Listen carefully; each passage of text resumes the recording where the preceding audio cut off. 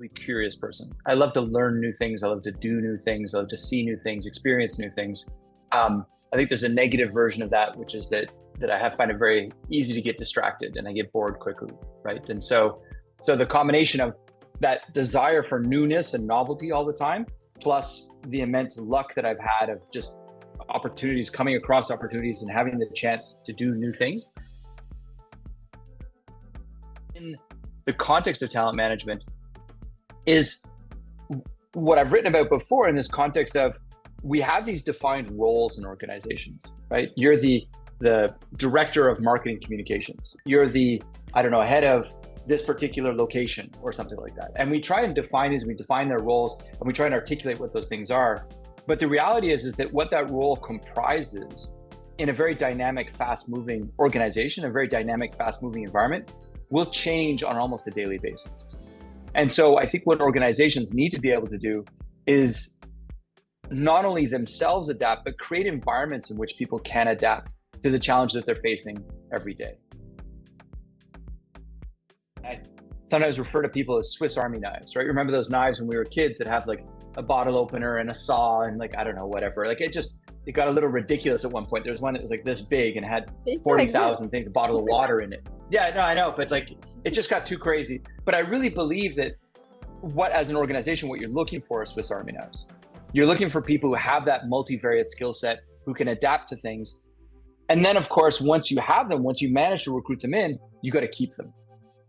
And that again ties into this sense of adaptability, right? And one of the things that we spend a lot of our time thinking about is how can we give people the opportunity to move around in our organization and take on new challenges and new roles and new things and give them that next level of understanding of how the business works, because they're going to see it from this angle and then they'll see it from this angle. So I think to sum it up, I think it's change is the biggest challenge and adaptability is really the answer to it.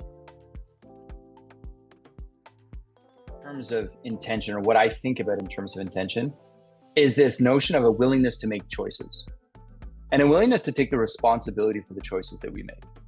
So I'm going to decide that I'm going to do that thing. And that's an intention. I set an intention. I set that decision and I say, I'm going to go achieve this thing, right? And so I think that for me, my purpose as an individual can be an encapsulation of what I see as a sort of a more general sense of why I exist and why I do what I do. What is the meaning of my life, right? Not to get too philosophical, although give me a minute and I'll jump right into it. But it's much more around this sense of, even on a daily basis, what am I trying to achieve? What am I going to do? How am I going to do those things? And it's really in the book, we talk a lot about this contrast between people who live with intention and people who are just living. This notion of pushing ourselves and making choices about what it is that we want to do. Now, you alluded briefly to this notion of shared intention, right? And one of the things we talk about in the book, and it's certainly, I can't take credit for it. I wrote the book with two scientists, and so they do a lot of the research and they talk a lot about this stuff. But there's a lot of history, and we think, way back in sort of the Neanderthal times, Homo sapiens, which is what we are, won that battle. There were like 7 different types of hominids that were wandering the earth. We won the battle. Why? Because we could create shared intentions. Because we could create a sort of sense of, you and I are going to work together to achieve this goal. And even more than that, you and I and the generations that follow us are all going to work together to achieve this goal, to protect our country. We give this example of the Great Wall of China or things like this, right? There's a lot of things that it wasn't just sort of, okay, well, tomorrow we're going to build a little wall. No. It took over 1,000 years, right? And so how do we as an organization, broad organization, but how do we as an organization create this sense of belonging, togetherness? Yes, of course, but shared intention, of sense of a shared understanding of where it is that we're trying to go and what are the choices that we're willing to make in order to get there. That you're perhaps not the proudest of. If you avoid those aspects of yourself, right? The sort of Jungian psychotherapists would call it the shadow, right? There's these bits of ourselves that we don't like, right? And sort of hide them away. The more that you do that, I think, the more that you limit yourself.